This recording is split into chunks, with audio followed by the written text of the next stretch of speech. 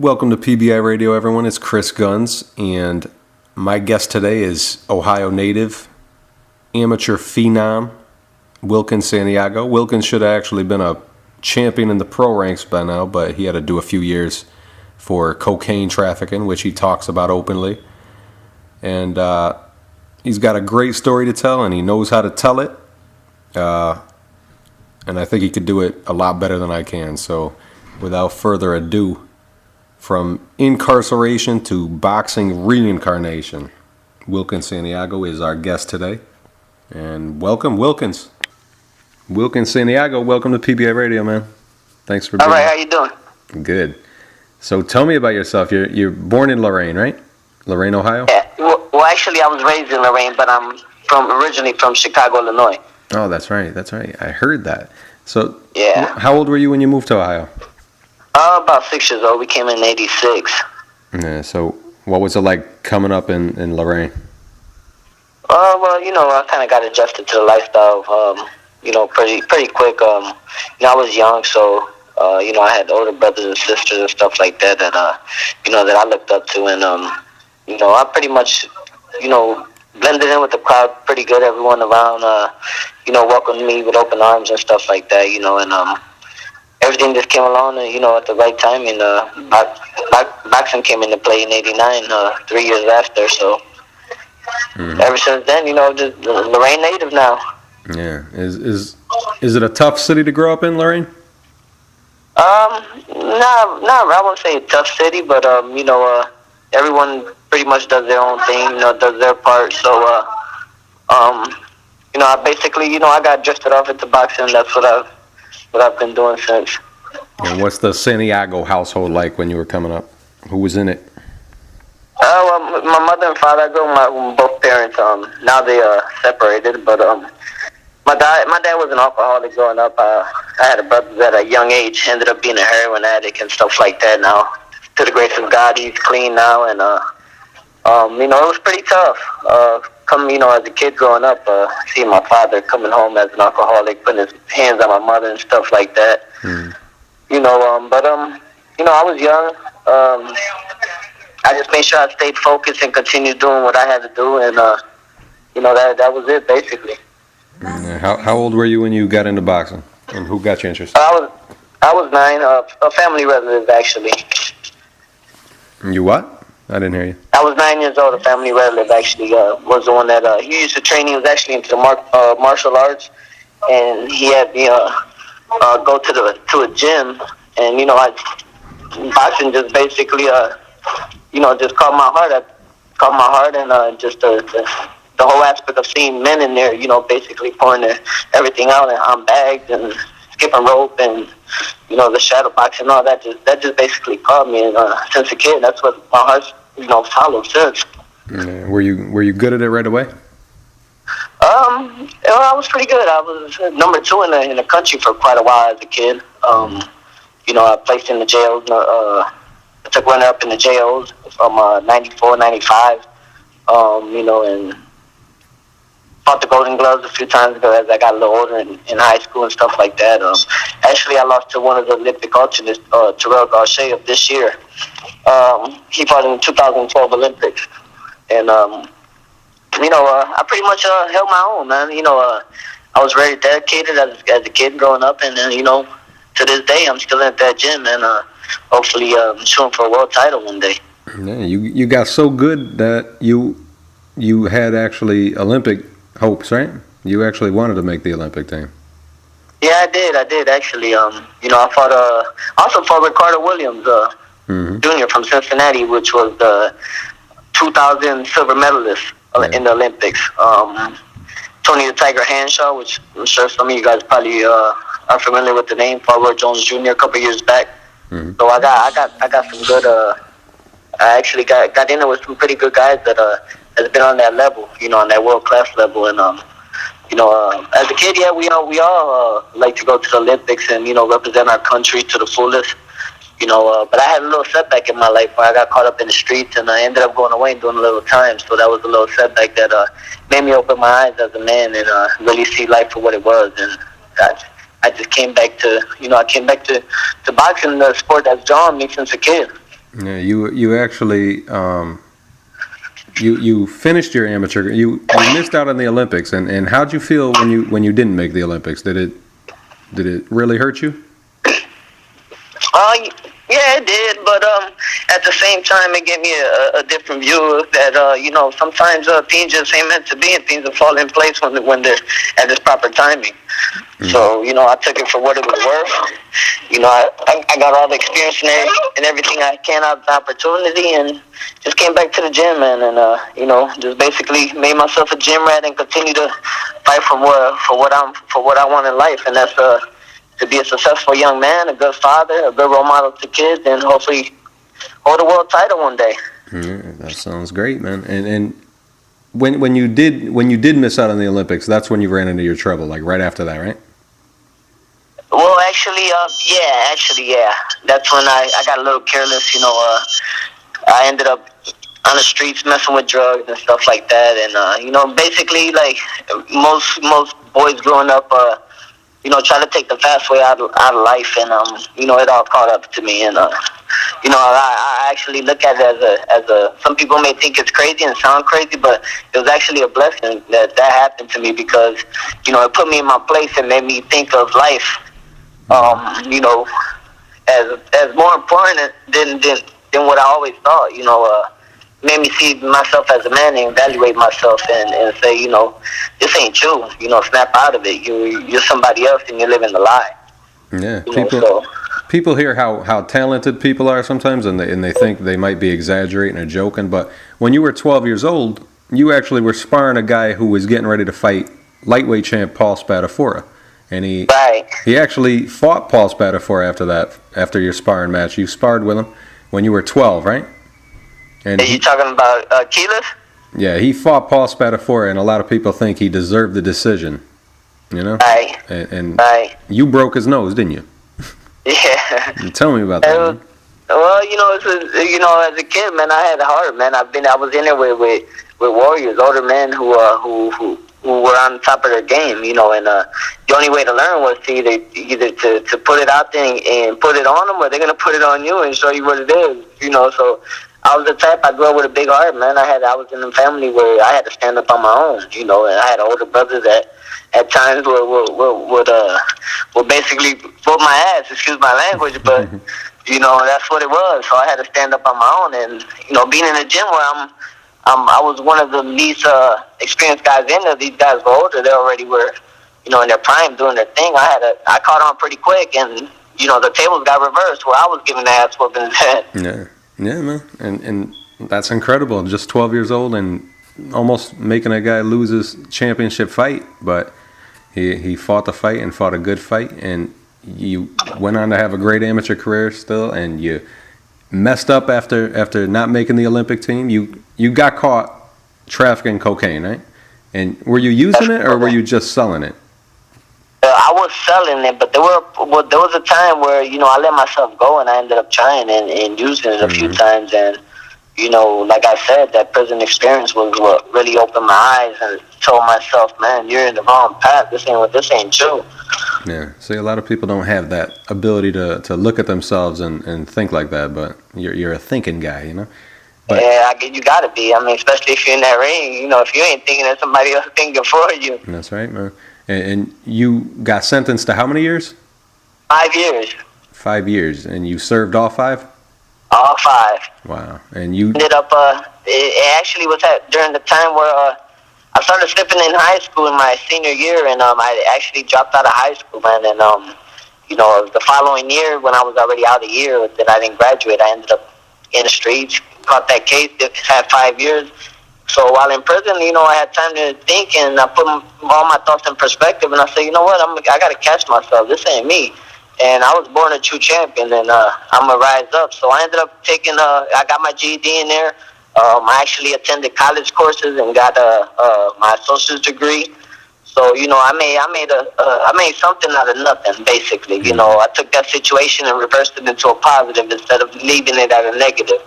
And a lot of people don't know, but you served that time in the same prison that the Shawshank Redemption was filmed in, right? Correct, on a yard, yep, which is Richland Correctional. The old Mansfield was closed, which is the castle. where you see the towers in the Shawshank Redemption movie. Mm-hmm.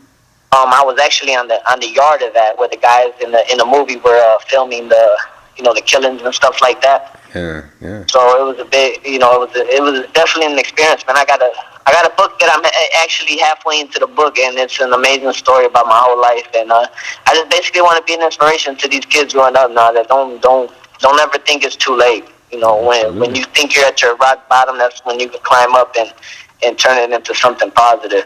Totally right, man. And no matter how great you are as a fighter, you could be an even bigger. You could have a bigger impact on kids all over the world with the story you got. So you could turn that easily into a positive, and you have the ability to with what you're doing too.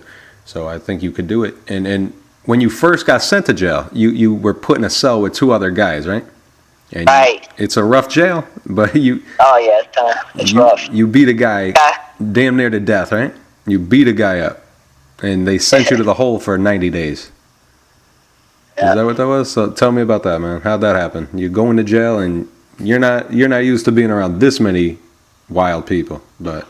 Right. Well, it was tough, man. I got tested a lot of times, man, and I got into one scuffle at the time I basically, I had to earn my respect, man. Some people knew of me, but there's some that just basically they might not see another day of life. You know what I'm saying? So they ain't got nothing to lose, basically. Mm-hmm. So they're gonna test you. And me, I knew that I'm not just gonna let no guy just punk me off, especially in the situation I'm in, because when you do that in prison cell, in a prison environment, they're just gonna take advantage of you. Yep. So I basically, I stood my own, and the outcome was what it was, and I ended up during my whole bit, I kind of like stuck around older guys, wise men who's been down and stuff like that. I never hung around guys of my age and stuff like that because they were still into the games and young-minded. And so I knew that for me to get my mind right and start thinking like I should be thinking, like a man should be, I surrounded myself around those guys where I knew that were to no bullshit. They had their mind together and was looking at life in a more positive note and in change. So that's basically how I spend my time. I got myself together, got my education out of it, and took as many programs as I can. I mentored kids that came from the streets. I took a program called Heart to Heart, which I mentored kids that came from the street and, gave them a little bit of my story and tried to touch them to open their eyes before it's too late and end up in the situation I was in. Mm-hmm. And you did that 90 days in the hole for fighting, and then you got out, and you kept getting in trouble for shadow boxing. You're trying to stay in shape, trying to stay sharp, trying to keep your skills up, and they didn't want you shadow boxing, and they throw you in the hole for another 90 days every time you get caught, right? Right. I got it for shadow boxing, and they threw me in the hole for cutting hair on the yard. Cutting hair? And I also was a little barber in there as well. You're the man of many talents. You can't let, time is too precious to waste. So, I try to pick up any tool I can. I was already good with my hands, so why not pick up some clippers and get that rolling as well. Yeah. Did the warden know that you were a great fighter too? And did you try to get like a boxing program or permission to do anything boxing wise? Well, I tried, and every time I tried, they kept declining and saying that it will start, riots and stuff like that. But that's what I love to do, man. And we don't have nothing in there as far as with boxing equipment and stuff like that. So our thing was for punch mitts, we use sandals. We put sandals on our hands, and those are our punch mitts. Doing something. So we made something out of nothing, basically. And I did everything else as far as the cardio work and the shadow boxing, and there was times where I just have guys looking around for me in every corner and every angle, making sure CEOs don't pop up on me, just so we could get our training up, because that's what we love to do, and that's what wasted most of our time. So you mentioned other guys. Who else was in there with you, boxing? I had a guy named Lowdown out of Cleveland, which was my main guy who trained me. Mm-hmm. I had Jimmy Harris, which is currently still incarcerated for a double homicide he pulled in I believe in 72 in Cleveland. Wow. Another guy that held me down. I had some old school guys that basically was there for me, man, that still believed in my dream and continued to keep me level-headed and straight, and wouldn't let me get into no BS. When there was times where something might kick off and they felt like I was in any type of danger, they'll tell me to leave the other way, and they took over. Mm-hmm. I had guys who really put their chest out there for me. Yeah. I mean, the warden started seeing clippings of you from the paper, and then he realized you're a really good boxer, but he was still trying to prevent you from doing it, huh? Well, it came to a point where he finally said, you know what, I see that you're not into no messing around, not causing any havoc and stuff like that. If somebody rolls up on you, don't tell them that I told you, but I don't care if you do it to the side. Just make sure that you don't do it where a big, large crowd forms up, because it'll start riots or cause drama. So I kind of, he kind of finally respected for what I did, and basically went along with it. Some of the COs started getting on my side too, on my team, and seeing that this was my business. This is what I do. This is my career. Mm-hmm. And them reading the clippings as a kid that this is what I did, they basically, finally respected what I did and allowed it for some time. And when you got out of jail, you were weighing about 190 pounds, right? You're right. I was kind of heavy still. Yeah. What was life like when you did come back on the streets, and as opposed to 5 years earlier? Oh man, it was. I mean, everything changed, man. The people that when you first went in, they were completely down, man. A lot of them stuck on drugs, or drug addicts themselves. Some of them were still doing what I was doing, was selling drugs. People. And then you had those who I call fakers, because they're cool with you before you go in. When you go in, they don't even know you. Then when you come out, they try to act like they still your best friend, But that time made me see everything for what it really was. And I held my head up high. I did my time. I did my crime, and everybody pretty much respected me on the street level. That I wasn't nobody that most guys, when they're put in my position from where I'm from here in Lorraine, mm-hmm. most guys are break, man. The law, they get these guys and they break. They quick to roll over, which they call snitches out here. And I held my own. I was loyal to a lot of people out here, even though I went away and did the time. I mean, I did the crime, so I got the utmost respect when I came home. Yeah, man. What year was that? I called my case in 2001. I finally got sentenced in 2003 and made it home in 2008. Wow. Yeah. Big rigmarole. So you turned pro, and you got a nice signing bonus, right? But then you have to, after having given up 5 years of your life in jail, you had to deal with the business side of boxing too, and it brought you back to a fight in the courtroom again. This time to get yourself out of a contract. Do you want to get into that court case and who the battle was against? Well, I don't want to throw no names out there as far as who the battle was against, but it was a local promoter that came out the blue, offered me some money to I'm coming home fresh. I ain't got nothing left, thinking nobody's gonna give me a chance because nobody was talking, nobody was opening doors for me, so I signed. He offered me a certain amount of fights within a year, and he didn't fulfill his contract. So I was at that point where I caught up quick. When I came home, most people thought it'll take more time, but as an amateur, right when I came home, I did five, 6 amateur fights, and right away I was with the #1 guy in the country, Terrell Gausha out of Cleveland. He held the 165 pound as an amateur for 2-3 years in a row, and right away coming home from 5 years, not having much training and none of that, I was already in there slugging it out with him. I actually beat him in the Cleveland Golden Gloves, and I got robbed of the decision. And come to find out, it was very political. Somebody in the commission told me, I'm not going to put a name out there, but he said, you're an ex-convict. They're not going to let you represent the United States, dude. He said, this guy's been in here. He's been all over countries and stuff like that. They were going to give him that decision no matter how bad you whooped him. So, above all that, with the court stuff, I got out the contract, and finally, right now I sit at 6-0, ready for my 7th fight here in Kentucky, and God's working through me, man. There's times where I get setbacks where my fights get pulled off, but I'm still at that gym, man. I'm not letting go. This is my dream, and until I hold that world title, I don't care if it's at 35, 40, 45. I'm gonna get it one day. So after you got out of prison, you actually boxed as an amateur again? Yeah, I boxed as an amateur. Yeah, I went right back to the amateur status. I wanted a couple fights before I turned pro.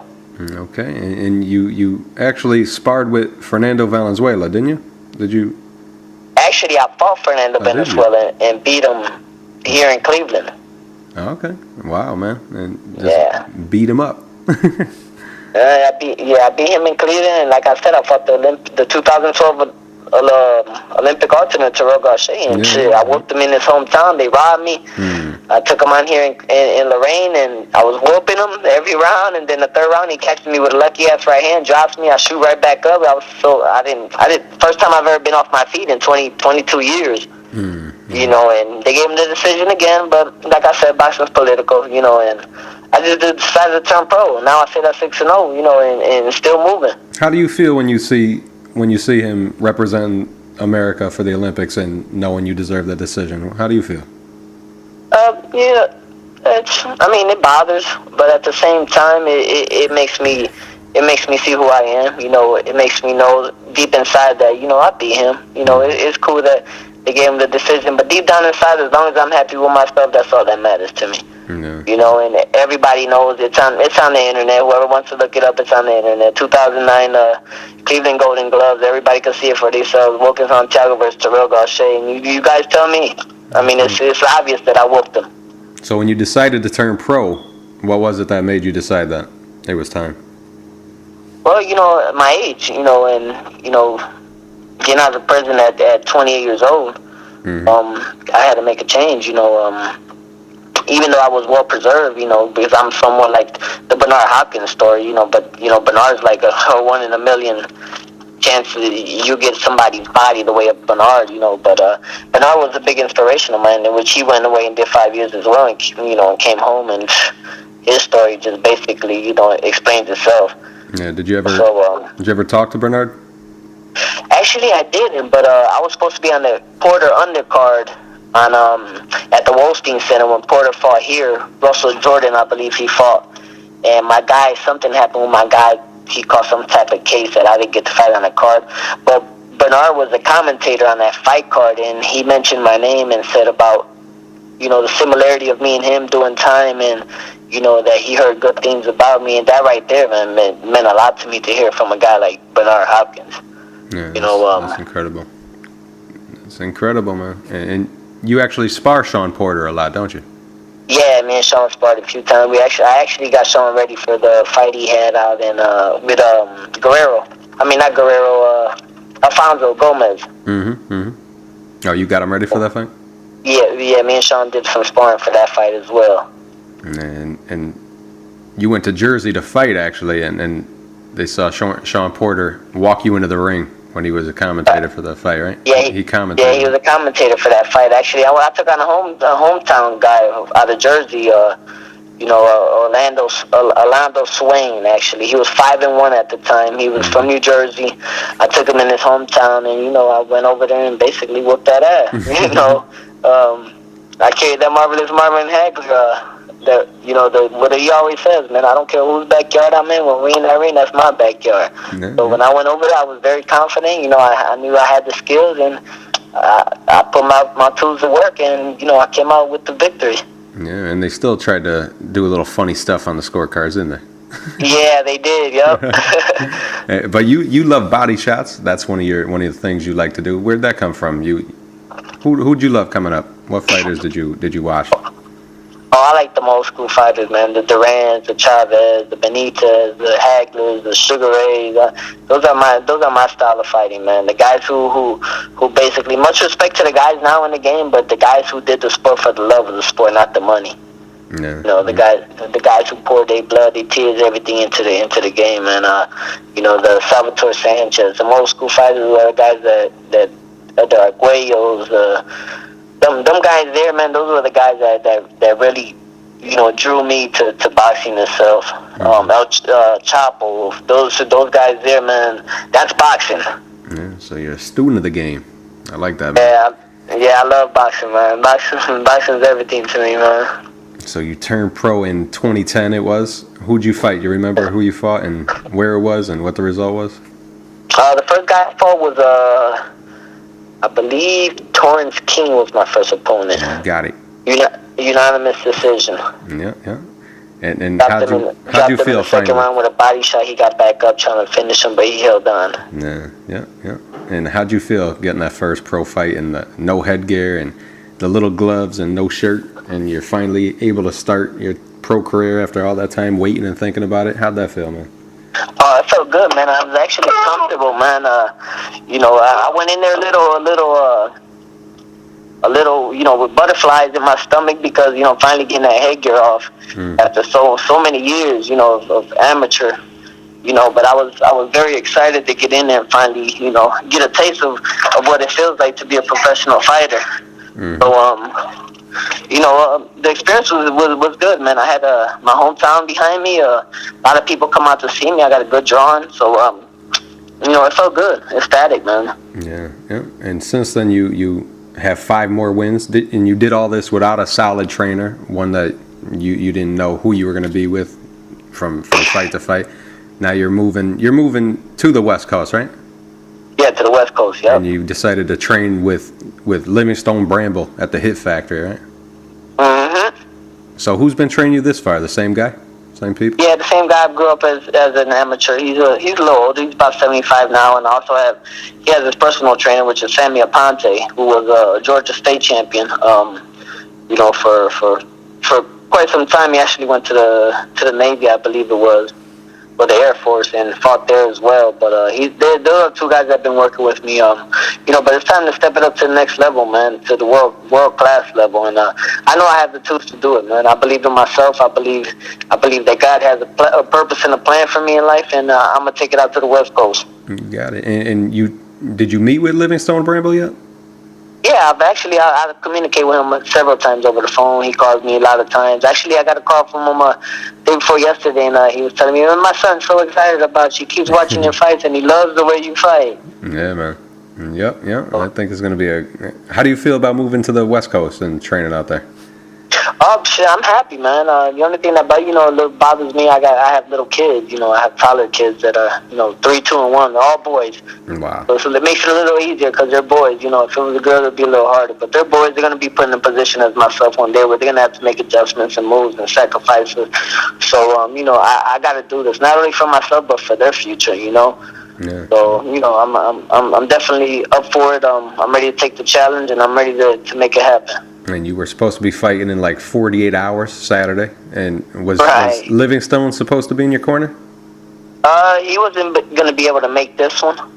We're talking about getting him into Kentucky, the Kentucky fight I have coming up. So, if it happens, it happens. If not, I've been in this game for a long time. I know how to go in there and adjust to people's style. And, I'm just going for that victory, man, to keep climbing up the rankings. And you were set to fight, what was his name? His name was Jacob Steers, right? He actually, he fought prospect Mike Lee. He was a top-ranked guy. And what'd you know about him? Mike Lee. Well, I've seen that fight with Mike Lee, and Mike Lee is nothing spectacular, man. If they feed him to me now, I know I'll beat him. But I know they're not. Boxing is a sport where they're gonna protect their money maker. Their crowd favorite, the guy who draws. So, it's respectable. But guy didn't surprise me much. I think the way I fight, my style of fighting, I would have went in there and took care of Steers. That's it. Yeah. How frustrating is it though to have a fight be taken away when you were just a few days away? Oh, it's frustrating, man. Just the other night I was having trouble not sleeping because so anxious, here in my hometown, sacrificing time away from my kids because I got to be at the gym getting prepared for my fight, not being able to eat the foods that I want to eat, it's hard, man, but it's boxing, it's a sport of dedication, of time, sacrifice, and you just got to accept everything that comes along with it. And I chose to take on it, and this is what I do. This is what I was put on earth to do, and I respect it all the way around. And how many kids you have? All boys? I have 3. Yeah, I have 3 boys biologically and 1 that I've raised. So you say 4. Wow, man. So you're an inspiration to kids that aren't even yours, man. Right, incredible, man. It's an easy guy to root for. How many people were they expecting in your hometown? I heard you got a real big following already. right? Yeah. Well, actually, the building holds 5,000, so we was trying to pack the house. Wow, how'd you get such a big following already? Well, I believe my style of fighting, man. I come to fight, man. I come to give people what they want. I come to give people their money's worth. I don't want nobody to leave the building without saying, man, that dude's bad. Yeah, man. He comes to fight. He leaves it all in that ring, and that's what I want. I want people to know that when they come to a boxing show, you're not gonna see a guy just slapping people around and running. You're gonna see a guy who's in there pouring it out. Yep. Who's showing you why he trains the way he trains. And you got a great team around you. You got Eddie Gonzalez as I guess somewhat of a manager and advisor somewhat, and Yeah. you got Livingstone Bramble. So you've got a great team around you.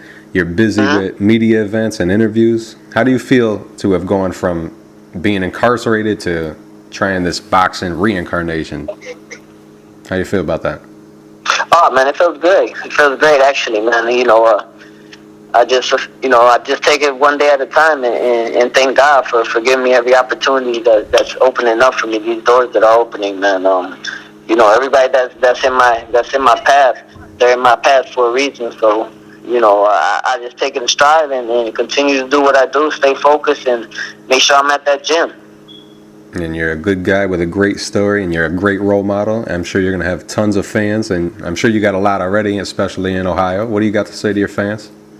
Oh man, my fans are everything, man. Those are basically that's like family, man. When we talk about fans, man, those are the people who take time out of their daily lives, their daily routines, which are busy schedules. I'm sure, the people who come to pay and watch me, man. So I want to give these people, I tip my hats off to these people, because these people are the ones that when I'm in there, I feel fatigue or I feel like I'm down on these scorecards. They're the ones who push me to keep pushing and striving for that W. My fans mean everything to me. I get nothing but love from my fans, and I just want them to know that when I'm in there, I put my heart out for them. We're all family in this. We're all in this together. Yeah. So I'm just thankful and grateful for people that are on my team and continue to be on my team. And I'm speechless at times, because the way these people are when they're at my fights, these people, they scream their lungs off. They leave the building without voices at times, So I'm just grateful, man, that I got the people behind me that I do. Yeah. And how do they reach out to you? You on Twitter or Facebook or anything? Yeah, I'm on Twitter and Facebook. Wilkins Santiago. I got a Wilkins Santiago fan page on the Facebook. You can find me under at Wilkins Santiago, also on Twitter. So I'm just trying to branch out to every media source and do all these interviews and stuff like that. I'm open to anything, man. I'm open to everybody to reach out to me, man, and get to know me as a person, and because it's important to know people not only inside the ring but outside the ring as well. And I try to carry myself humbly and focused to reach my goal. Wilkins Santiago, from Incarceration to Boxing Reincarnation. Easy guy to root for, and I appreciate your time, my man. Good luck. Thank you. I appreciate it.